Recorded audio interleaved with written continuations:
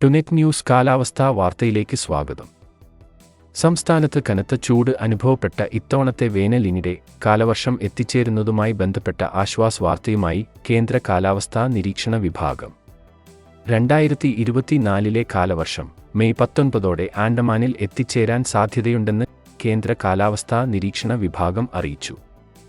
തെക്കുകിഴക്കൻ ബംഗാൾ ഉൾക്കടൽ, തെക്കൻ ആൻഡമാൻ കടൽ, നിക്കോബാർ ദ്വീപ് എന്നിവിടങ്ങളിൽ ഈ മാസം 19 കാലവർഷം എത്തിച്ചേരുമെന്നാണ് കേന്ദ്ര കാലാവസ്ഥാ നിരീക്ഷണ വിഭാഗം അറിയിച്ചിരിക്കുന്നത്.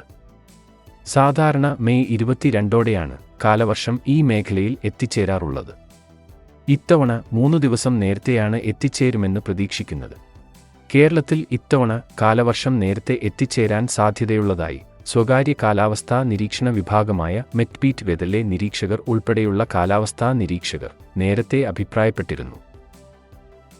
ഇത്തവണ കാലവർഷത്തിൽ സംസ്ഥാനത്ത് സാധാരണയിൽ കൂടുതൽ മഴ ലഭിക്കുമെന്നും വിവിധ കാലാവസ്ഥാ ഏജൻസികൾ നേരത്തെ അറിയിച്ചിരുന്നു.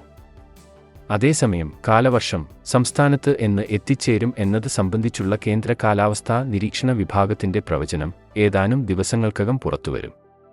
മെയ് പകുതിയോടെ പുറത്തുവിടുന്ന കാലാവസ്ഥാ വിഭാഗത്തിന്റെ 2ാം ഘട്ട പ്രവചനത്തിലാണ് കേരളത്തിൽ കാലവർഷം എത്തിച്ചേരുന്ന തീയതി അറിയിക്കുക.